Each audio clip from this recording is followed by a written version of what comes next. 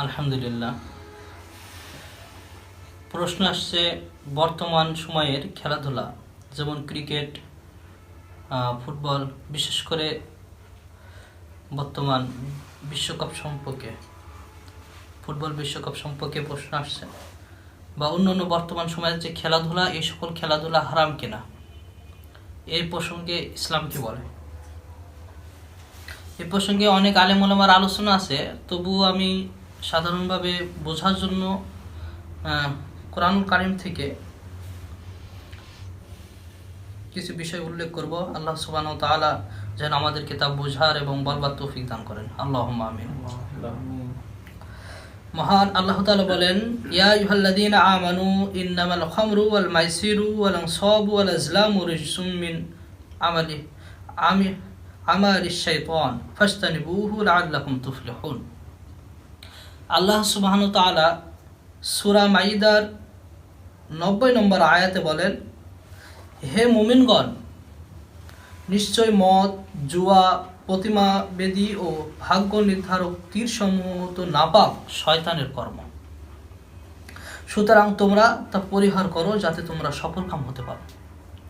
সম্মানিত দর্শক, আমরা সূরা মাইদার 90 নম্বর এই আয়াতে যদি আলোচনা করি, আল্লাহ সুবহানাহু ওয়া তাআলা বলছেন, ইয়া আইয়ুহাল্লাযীনা আমানু, হে ঈমানদারগণ, যারা আল্লাহ তাআলাকে বিশ্বাস করে, যারা অদৃশ্যের প্রতি ঈমান এনেছে, যারা সালাত কায়েম করেছে, অর্থাৎ ঈমানদারকে উল্লেখ করে বলছে, যারা আল্লাহকে বিশ্বাস করে, রাসূলকে বিশ্বাস করে, কিতাবকে বিশ্বাস করে, যে ইন্নামাল খামরু ওয়াল মাইসিরু ওয়াল আনসাবু ওয়াল আজলামু রিজসুন, যে তোমাদের জন্য নিশ্চয়ই মদ, জুয়া, প্রতিমা বেদী ও ভাগ্য নির্ধারক তীরসমূহ তো শয়তানের নাপাক কর্ম। এখন যদি আমি দেখি, এখানে 4টি জিনিসের কথা আল্লাহ সুবহানাহু ওয়া তাআলা উল্লেখ করেছেন। 1 নম্বর হচ্ছে মদ, 2 নম্বর হচ্ছে জুয়া, 3 নম্বর হচ্ছে প্রতিমা পূজা, 4 নম্বর হচ্ছে ভাগ্য নির্ধারক তীর, যেটা বলি লটারি। 1 নম্বর যদি আলোচনা করি মদ, এই মদ হচ্ছে, আমি 2 ভাগে বিভক্ত করি। 1 নম্বর বিষয় হলো খাদ্যদ্রব্যের মধ্যে, আর একটি বিষয় হলো কর্মের মধ্যে। রাসূলুল্লাহ সাল্লাল্লাহু আলাইহি ওয়াসাল্লামের একটি হাদিস থেকে স্পষ্ট হওয়া যায় যে প্রত্যেকটি নেশাদ্রব্য বস্তুই হচ্ছে মদ। যেই দ্রব্যটি নেশা সৃষ্টি করে, এটাই হচ্ছে মদ। তো এখানে মদকে আমি 2 ভাবে উল্লেখ করব। যে এখানে যদি দেখা যায় যে অনেকে আলোচনা করছে যেগুলো নেশা সৃষ্টি করে, যেমন ইয়াবা, গাঁজা বা তামাক দ্রব্য জিনিস, বিড়ি, সিগারেট, জর্দা, এই জাতীয়কে এই মদের অন্তর্ভুক্ত করছেন। তবে অনেকেই মদের কিছু কিছু কর্ম আছে, যে কর্মগুলো মদের অন্তর্ভুক্ত হয়, সেই বিষয়ে আলোচনা করে নাই। তা আমি সেই বিষয়টা একটু স্পষ্ট করতে চাই। যেহেতু মদ, প্রত্যেকটি নেশাদ্রব্য বস্তুই হচ্ছে মদ, আর যে জিনিসটাকে নেশা সৃষ্টি করে সেটা হচ্ছে মদ। অতএব আমাদের মাঝে কিছু কিছু খেলা আছে, এই খেলাগুলো না মদের কাজ করে। যেমন ফুটবল, ক্রিকেট, লুডো, মার্বেল বা ইত্যাদি, এই জাতীয় যত খেলা আছে, অধিকাংশ খেলাই কিন্তু নেশার সৃষ্টি করে। যার কারণে কেমন নেশা, এটা আগে বলি। আপনি ক্রিকেট খেলছেন, খেলতে খেলতে এতটাই নেশা সৃষ্টি হয়ে যায় ওর উপর যে আজান শুরু হয়ে গেছে, আর একটু খেলি করতে করতে দেখা যাচ্ছে কি সলাতের সময় পার, সেদিকে, অর্থাৎ সলাতের সময় পার হয়ে যাচ্ছে, সেদিকে আর কোনো গুরুত্ব নেই, অর্থাৎ সলাত কাজা হয়ে যায়। এ কারণে কাজা হয় যে ওই ব্যক্তিটি এই খেলার প্রতি নেশাগ্রস্ত হয়ে পড়েছে। অনুরূপভাবে ফুটবল খেলাও তাই। আবার যদি দেখেন যে কেউ কেউ আবার ফুটবল খেলা দেখতে দেখতে নেশাগ্রস্ত হয়ে আছে, উঠি। আশ্চর্যজনক বিষয় যে অনেক আলেম ওলামারাও তাহাজ্জুদের সালাত আদায় করে না, কিন্তু দেখা যাচ্ছে রাত 2টা-3টার সময় উঠে খেলা দেখার জন্য টেলিভিশন চালু করে দিচ্ছে। নাউজুবিল্লাহ জালিক। এই যেটা নেশাদ্রব্যর কারণে সে নেশাগ্রস্ত হয়ে এত রাতে নিশিতে, অথচ এই ব্যক্তিটা এমনও হতে পারে যে দেখবেন যে 1 মাস আগে তাহাজ্জুদের সালাতের জন্য রাত 3টার সময় ওঠে নাই, জি 4টার সময় ওঠে নাই, কিন্তু খেলার নেশার টানে খেলা দেখার জন্য এত নেশাগ্রস্ত হয়ে গেছে যে ব্যক্তিটা রাত্রি তাহাজ্জুদের সালাত আদায় বাদ দিয়ে টেলিভিশনের কাছে গিয়ে বসে পড়েছে। ঠিক ঠিক ঠিক এটা নেশাদ্রব্য, এটা নেশাগ্রস্ত ব্যক্তি। সুতরাং এটা মদের অন্তর্ভুক্ত।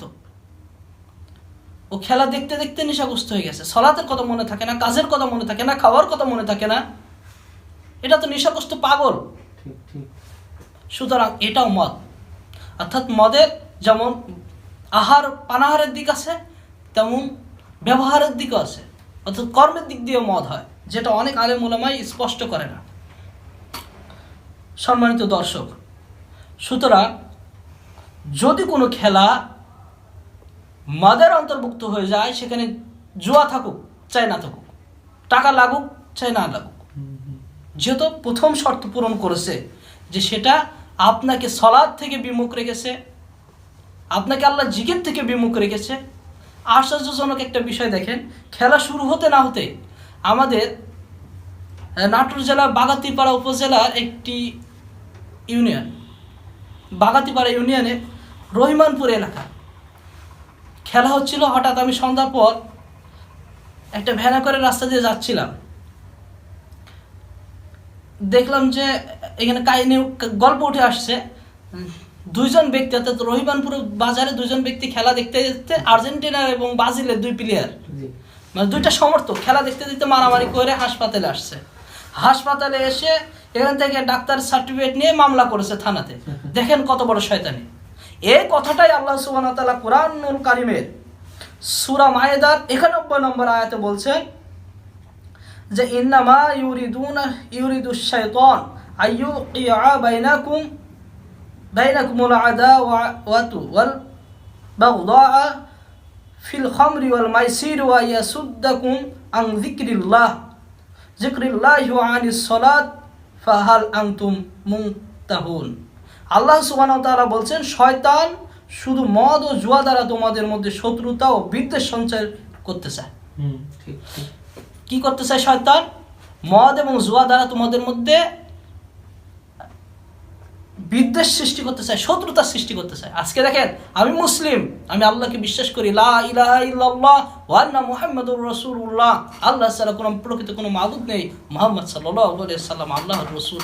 আমি সালাত আদায় করি, জুমার দিন আসলে, অন্য দিন আদায় না করলেও জুমার দিন আসলে একই কাতারে গিয়ে দাঁড়ায়, কাঁধে কাঁধ মিলে। সে আমার ভাই, তাকে কাজের জন্য আমি সহযোগিতা করি, সে আমার কাজের জন্য সহযোগিতা করে, অথচ একই এলাকাতে বসবাস করে দুইটা সমর্থক হওয়ার কারণে শয়তান দুইজনের মধ্যে দ্বন্দ্ব বাঁধিয়ে দিয়ে মারামারি বাঁধিয়ে দিল। নাউযুবিল্লাহ। আল্লাহ সুবহানাহু ওয়া তাআলা এই কারণেই তো নিষেধ করছে, বান্দার মহব্বত করে বান্দার প্রতি আল্লাহ সুবহানাহু ওয়া তাআলা এই কারণেই তো বলছে যে তোমরা কি মদের কাছে যায় না, জুয়ার কাছে যায় না।